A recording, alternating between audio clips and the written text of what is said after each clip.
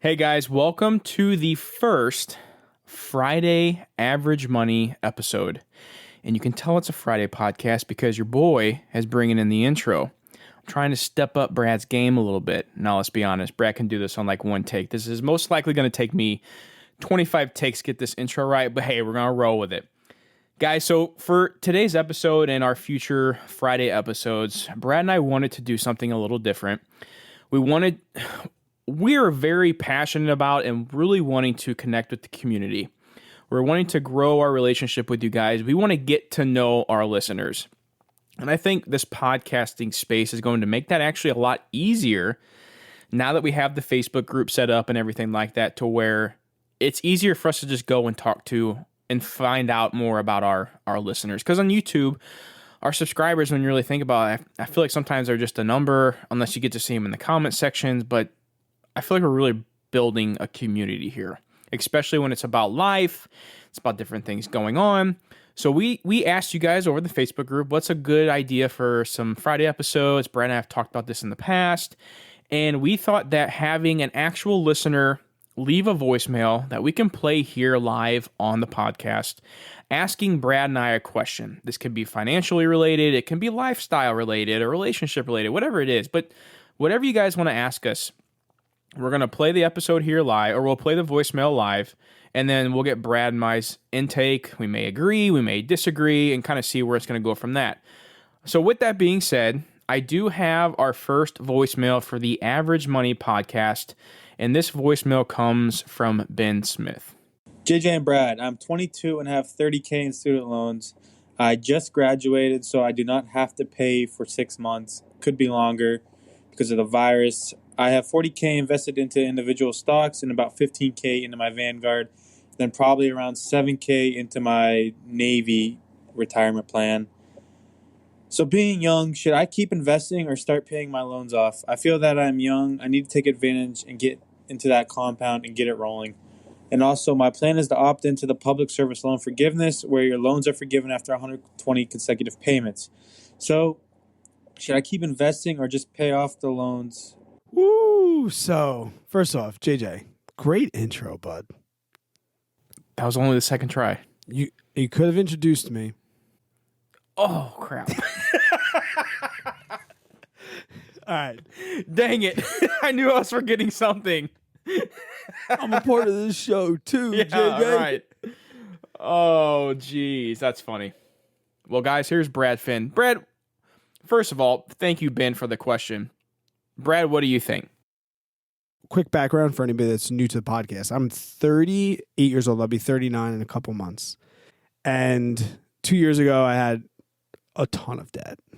189,000. Now I have a net worth approaching $1 million. And I don't say that to flex. I say that to back up and give you reasons for my answer. I'm debt free, man. Simple as that.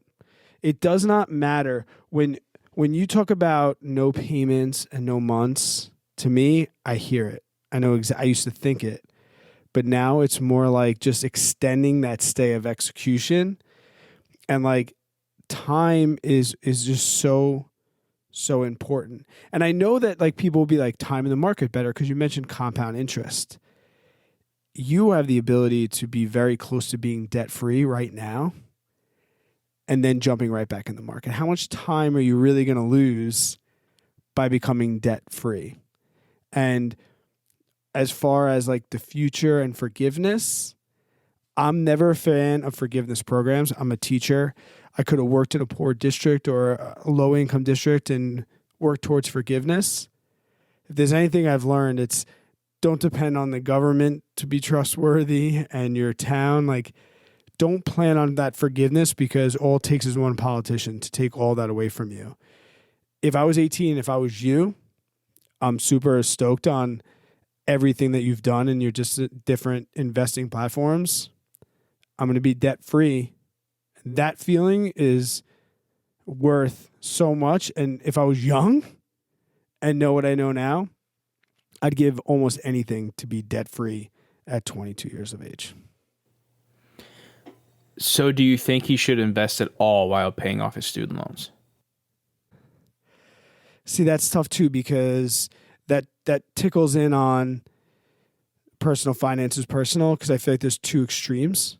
You're either Dave Ramsey, and I don't know which one is which because my beliefs are a hybrid of both. But if it was me, yes, I would. That's what I was going to say. With the exception of an employee match, and I believe so firmly on this, and I know it's not the most efficient way, but I'm telling you how happy I am because I did this and believe in it. Like, get rid of your debt as fast as possible.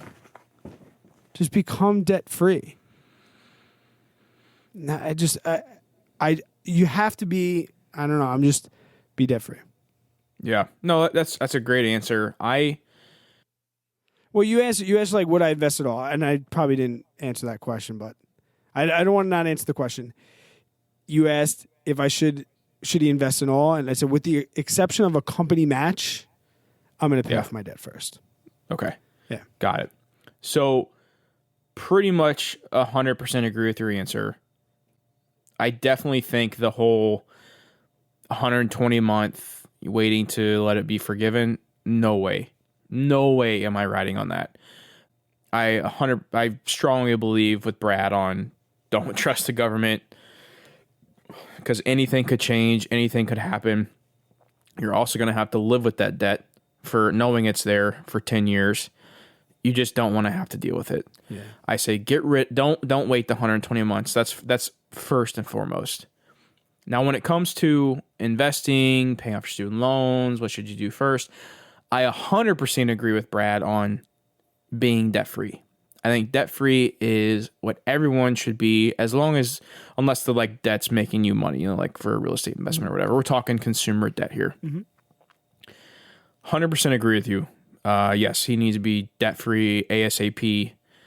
The only difference I think I have on a little bit of a perspective is I do agree with the match. I think a match is probably what he needs to invest into. But I would also say maybe do let's say you only get a match of 2%. Right. I think you should be investing a little more than that.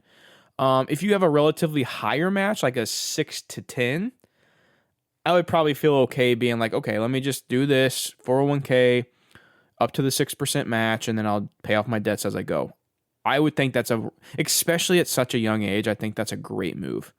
But I do think even if you don't have a match, I'm still going to invest in a 401k or my Roth IRA or whatever it may be, even if it's a smaller amount of the 6%, 5-6%. Because the reason I say that is I don't want somebody to miss out. Maybe it takes them 2-3 years to pay off their student loans. I want them to have at least a little money in the market. And again, I got to say this too. This isn't financial advice, obviously. No. This is our thoughts. We're not financial experts. This is just kind of our opinions. But I would say to for sure be investing a little bit of money, even if you don't have a company match. You're changing. I'm thinking about it now, and it's you're right.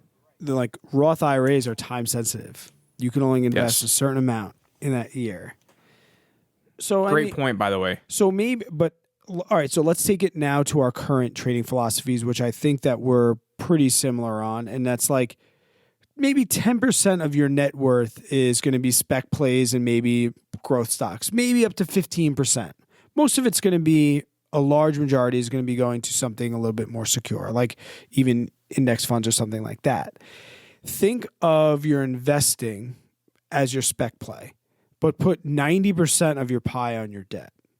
I think I could meet in the middle there. If you felt like you had to invest, like it was a deal breaker for you, all right, take 15% and start to invest in places is what I would say. I like that. And then take the other 85% and put that on and attack that debt.